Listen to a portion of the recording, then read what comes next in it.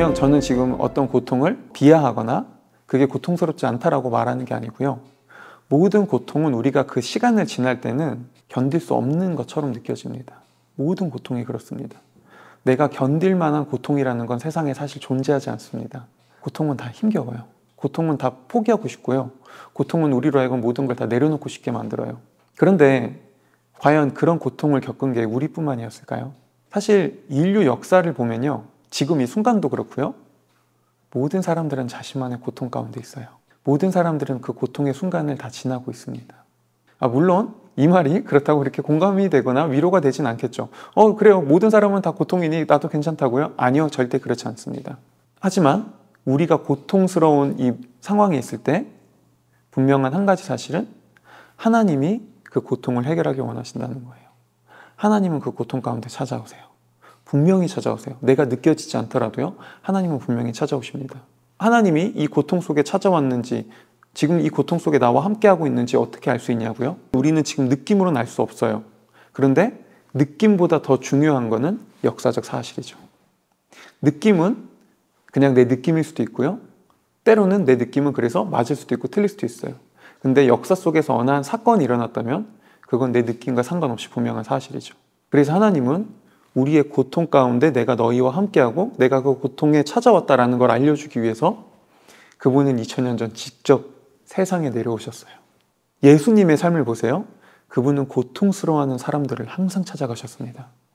그분이 가장 먼저 찾아가고 그분이 가장 많이 관심 있고 그분이 가장 많이 만났던 사람들은 고통 속에 있는 사람들이었습니다. 특별히 혈류병에 걸렸던 한 여인, 그리고 딸이 죽어가는 회당장 야이로, 그들도 예수님이 고통 속에 있었던 인간에게 찾아오시는 하나님이라는 걸 보여주는 아주 중요한 모습 중에 하나였죠.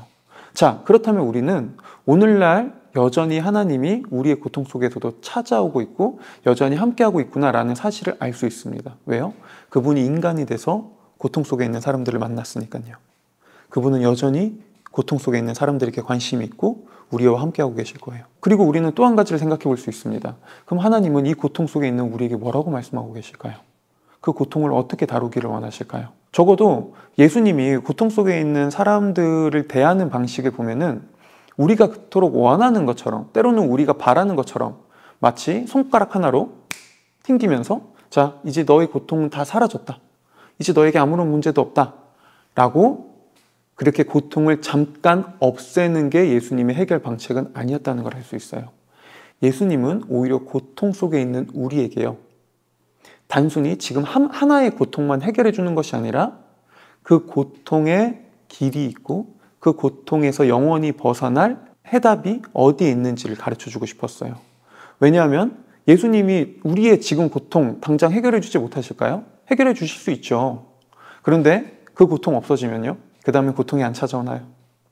아니요. 또 다른 고통은 찾아옵니다. 이거를 성경에 나오는 혈류병 여인과 회당장 야이로의 이야기로 해볼까요? 예수님이 혈류병 여인의 병을 그냥 고치는 것으로만 끝냈다면 혈류병 여인은 그 다음에 아무런 병도 걸리지 않았을까요? 그녀에게 죽음이 찾아오지 않았을까요? 그녀에게 또 다른 고통이 찾아오지 않았을까요? 아니요. 또 다른 고통이 찾아왔겠죠. 회당장 야이로의 딸을 예수님이 그냥 병에서 고치기만 하고 떠났다면 회당장 야이로와 딸에게 더 이상 고통이 없었을까요? 그들은 더 이상 영원히 우리가 흔히 원하는 이소무화 이야기처럼 행복하게 아무런 문제 없이 살았답니다 라고 이야기가 끝날까요? 아니요. 여러분, 우리는 알아요. 우리의 삶은 그런 이소무화가 아니라는 것을요. 우리의 삶은 동화가 아닙니다. 그래서 한 가지의 고통이 사라져도 또 다른 고통은 찾아옵니다. 예수님은요, 거기에 대한 답을 주고 싶으셨던 거예요. 나는 너희를 영원한 고통에서 벗어나기 위해 왔다. 나는 잠깐의 고통이 아닌 영원한 고통에서 너희를 건지기 위해 온 하나님이다. 그리고 그분은 그 사실을 우리에게 보여주십니다. 특별히 혈류병 여인은요, 가족들에게 버림받고 그녀는 사람들에게 버림받고 그 당시 그녀는 하나님에게도 버림받았다고 여겨졌던 여인이었어요. 왜냐하면 혈류병 여인이 걸렸던 그 병은 이스라엘 사회에서 부정한 병이었거든요. 그녀에게 진짜 삶의 문제는 단순히 병이 아니었습니다. 난 저주받았어. 내 인생은 버림받았어 라는 거였죠. 그런데 예수님이 그 여인에게 찾아가 뭐라고 하시죠? 병에서 나았다. 이제 가라 라고 하시나요? 아니요. 그 여인에게 말씀하시죠. 따라라고요. 예수님은 그 순간 그 여인에게 하나님으로서 이렇게 말하고 계셨던 거예요. 너는 저주받지 않았다. 너의 삶은 버림받지 않았다. 너의 삶은 실패하거나 너의 삶이 망가진 인생이 아니다. 내가 너를 나의 자녀로 삼기를 원한다. 그리고 이 사실이 여인을 진짜 고통에서 벗어나게 해줬습니다. 여인은 분명히 혈류병이라는 병에선 나았지만 여러 가지 또 다른 고통을 경험했을 거예요. 또 다른 병에 걸렸겠죠? 근데 더 이상 그 어떤 병도 여인을 진짜 고통스럽게 할 수는 없었어요.